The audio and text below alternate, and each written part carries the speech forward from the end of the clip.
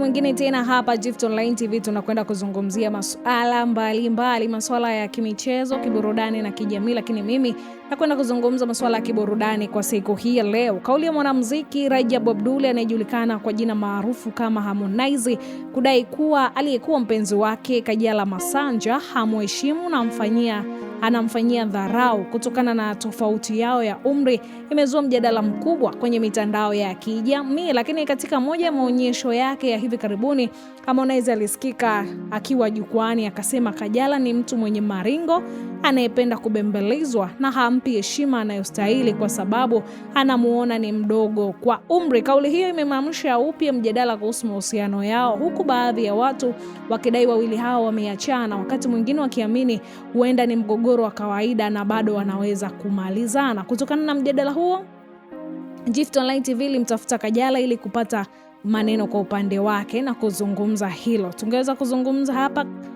Tunasema Harmonize amesema humheshimu unamdharau na kwamba tofauti yenu ya umri ndio chanzo cha hali hiyo. Unasemaje kuhusu hilo? Akaweza kujibu kwamba niacheni kwanza, tutaongea hapo baadaye. Lakini pia Kajala akaweza kuzungumza, sitaki kuzungumzia alichokisema, kwanza sijasikia chochote, huku akaangua kicheko. Lakini pia akaweza kusema hapana, sijaona hicho alichokisema wala hiyo video pia sijaiona. Sina chochote cha kuzungumzia kuhusu penzi letu kwa sasa. Hivi unajua kwa kipindi cha A-List kinachoonyeshwa DStv, hebu waambie mashabiki zangu azitazame. Basi kwa hapa ameweza kuzungumzia kwamba hakuna kilichotokea, ila tu ameweza kuzungumzia kile kipindi chao ambacho ni kipya, ameweza kushauri kukiangalia. Lakini baada ya majibu hayo mafupi, Kajala hakutaka kuongea neno lolote kuhusu Harmonize wala hali ya mahusiano yao. Kauli ya Harmonize iliyoibua gumzo. Video ya Harmonize akizungumza jukwaani imeendelea kusambazwa kwa kasi kwenye majukwaa mbalimbali ya kimtandao.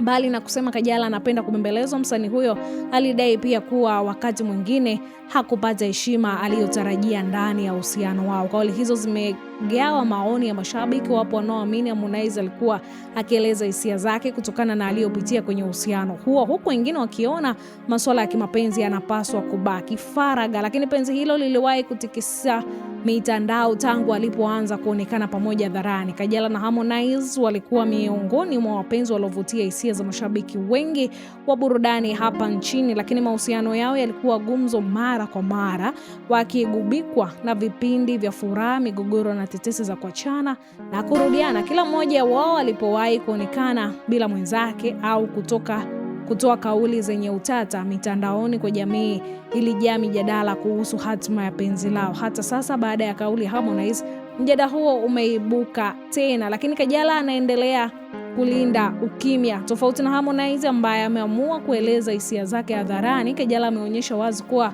kwa sasa hayupo tayari kuzungumzia swala hilo. Kwa sasa jambo lililo wazi ni kwamba Harmonize amesema upande wake, huku Kajala